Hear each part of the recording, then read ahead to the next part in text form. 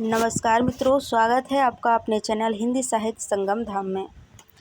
तो जो भी हमारे साथी हिंदी से तैयारी कर रहे हैं, मध्य प्रदेश वर्ग 2 या फिर अन्य राज्यों के भी साथी जैसे टीजीटी, पीजीटी, जिनको भी हिंदी साहित्य जिनका विषय है, जहाँ भी साहित्य पूछा जाता है उनके लिए महत्वपूर्ण है।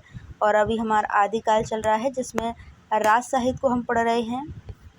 इससे पहले हमने राज साहित्य को पढ़ा था, इसकी परिभाषाएं वगैरह और आलोचकों के मत हमने इससे पिछली वीडियो में देख लिए थे। आज हमको पढ़ना है जो महत्वपूर्ण रास ग्रंथ हैं, इनको हम पढ़ेंगे। तो आज हम पढ़ते हैं भारतेश्वर बाहुबली रास। रचनाकार हैं इसके शालिभद्र सूरि। ये पूछता है, प्रश्न बनता है कि भारतेश्वर बाहुबली रास किसकी रचना है, तो शालिभद्र सूरि की है।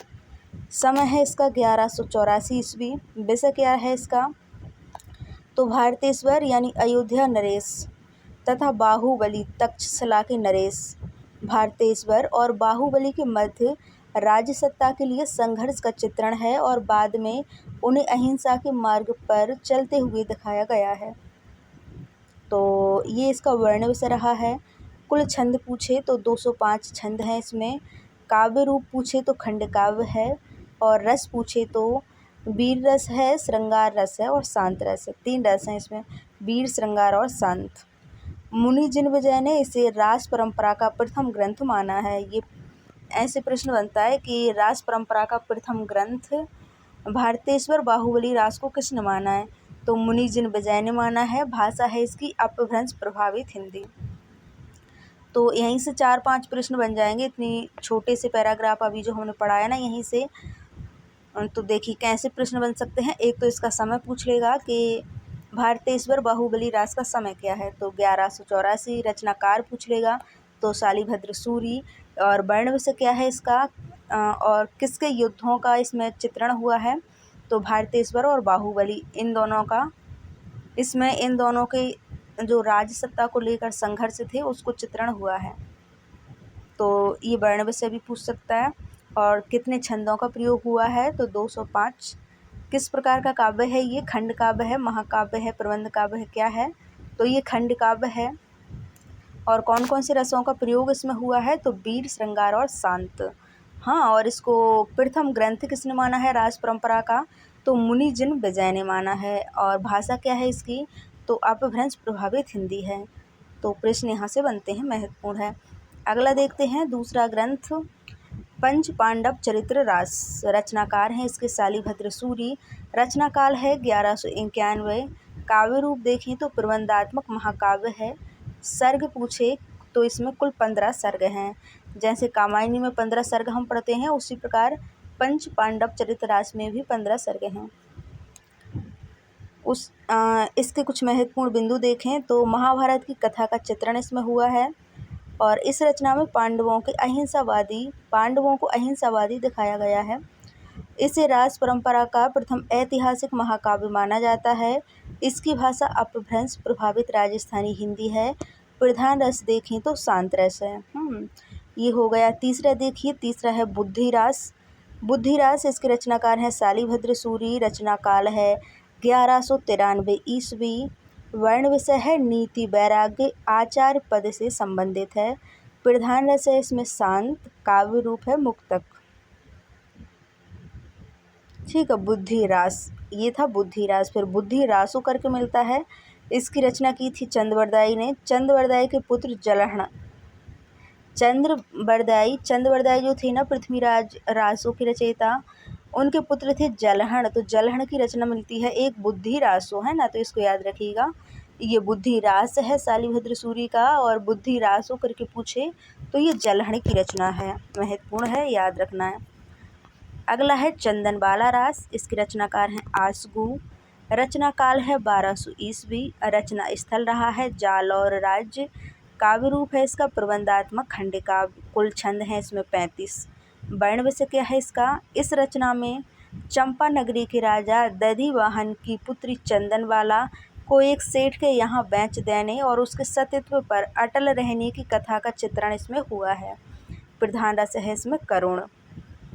अगला है जीवदया रास। जीवदया रास, इसके रचनाकार हैं आसगु, रचना काल है 1201, कुल छंद हैं 58। जीवदया एवं धर्म से संबंधित पद हैं इसमें। प्रधान रस है शांत, काव्य रूप है मुक्तक। अगला ग्रंथ है स्थूलीभद्र रास, रचनाकार हैं जैन धर्म सूरी, रचना काल है 1209, वर्ण विषय है वैश्या के साथ भोग लिप्त होना, जैन धर्म की दीक्षा लेने के बाद मोक्ष प्राप्त करना। प्रधान रस है शांत, काव्य रूप है इसका खंड काव्य, भाषा है इसकी अपभ्रंश प्रभावित हिंदी। जिन स्वामी मलिक, भगवान महावीर जिसने इंद्रियों को जीत लिया था। अच्छा, जिन का अर्थ बताया है, जिन जिन शब्द आया है ना इसमें, तो जिन क्या होता है, जिसने इंद्रियों को जीत लिया है, जैसे महावीर है ना। तो ये तो ऐसे ही था।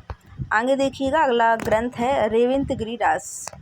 रेवंतगिरी रास, तो रचनाकार है इसके विजय सेन सूरी, रचना काल है 1231, वर्ण विषय है इसका रेवंतगिरी तीर्थ स्थल एवं नेमिनाथ की प्रतिमा का वर्णन है, और गिरनार के जैन मंदिरों के जीर्ण उद्धार का भी वर्णन इसमें हुआ है।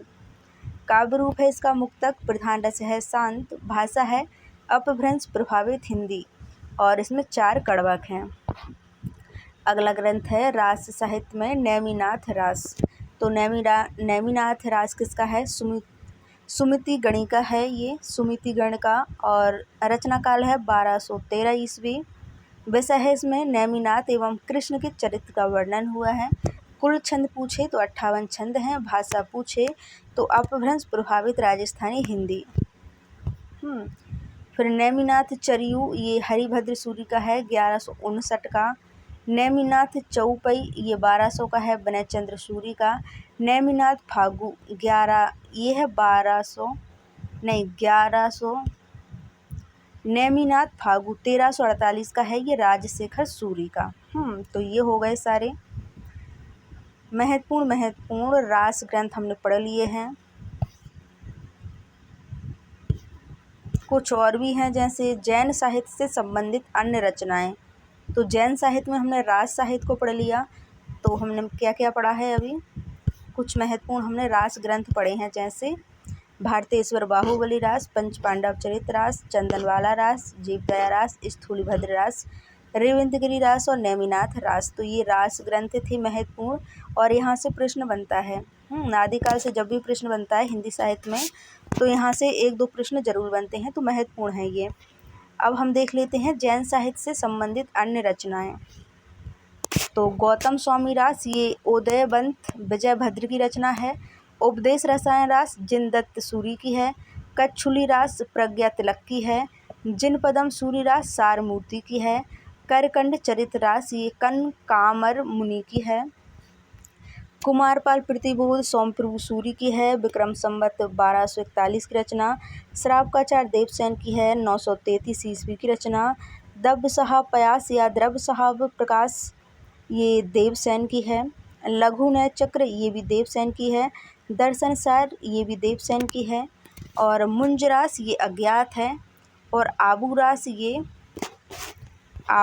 ये पलहड़ की रचना है। गया सुकुमार रास देलहड़ देवेंद्र सूरी की रचना है। समरा रास ये अबदेव सूरी की रचना है। प्रबंध चिंतामणि मेरु तुंगे की रचना है, 1361 की। अमर रास ये अभय तिलकमणि की रचना है।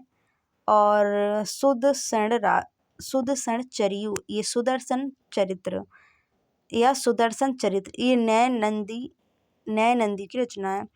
और पार्श्वचर्यु पार्श्व पुराण, ये पद्म कीर्ति की है। नेमिनाथ फागु राजशेखर सूरी की रचना है। हरिचंद पुराण, ये है जाखू मणियार की। कलहण देव प्रबंध पद्मनाथ की है। भारतेश्वर बाहुबली रास घोर रास, भारतेश्वर बाहुबली घोर रास ये वज्रेश सेन सूरी की रचना है। टिप्पणी देखिए कि भारतेश्वर बाहुबली रास तो शालीभद्र सूरी की है, लेकिन भारतेश्वर बाहुबली घोर रास ये वज्रसेन सूरी की रचना है। तो याद रखना, दोनों रचनाएं अलग अलग हैं।